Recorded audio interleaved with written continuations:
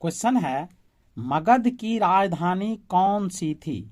तो option A में है प्रतिष्ठान, ऑप्शन बी में है वैशाली, ऑप्शन सी में है गिरिब्रज, ऑप्शन डी में है चंपा।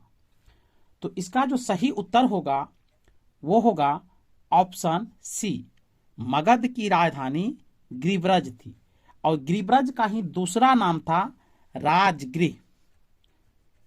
राजगृह। अब चलिए इनसे जुड़े हुए जो तथ्य हैं उन तथ्यों को देखते हैं।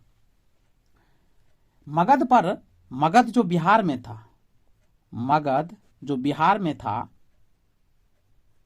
बिहार का अंग है, तो बिहार पर शासन करने वाला जो पहला शासक था वो बृहदत्त राजवंश था। बृहदत्त राजवंश शासन किया और बृहदत्त राजवंश के जो पहले राजा थे उसका नाम था बृहदत्त।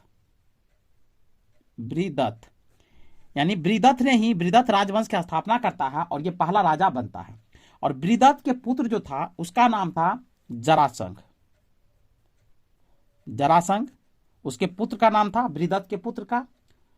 और इसने ही, जरासंध ने ही राजगृह को अपनी राजधानी बनाता है। और राजगृह कहिए या इसको गिरिब्रज कहिए, गिरिब्रज कहिए। जरासंध ने ही राजगृह को मगध का राजधानी बनाता है।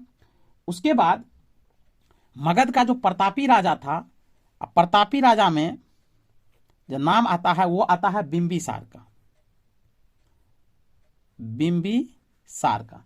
तो बिंबिसार प्रतापी राजा हुए। ये प्रथम जो प्रतापी राजा थे बिंबिसार।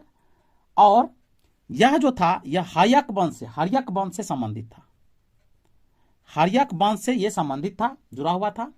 और इसकी मृत्यु जो हो जाती है, बिंबिसार की मृत्यु हो जाती है 492 ईस्वी पूर्व में।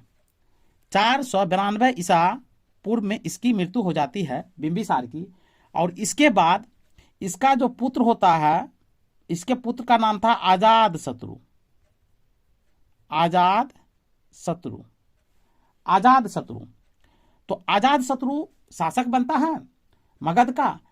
और अजातशत्रु के जो पुत्र था उसका नाम था उदयन। अजातशत्रु के पुत्र का नाम उदयन था। और उदयन ने ही क्या किया, मगध की जो राजधानी थी राजगृह,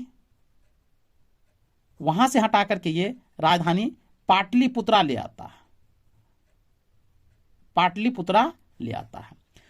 तो आप समझ गए होंगे, पहले राजधानी जो था मगध की वो राजगिरी, जिसको वैशाली कहा जाता है, राजगिरी जिसको गिरिब्रज कहा जाता है, और बाद में उसकी राजधानी पाटलिपुत्रा हो जाता है। और ये उदयन के द्वारा पाटलिपुत्रा को राजधानी बनाया गया था।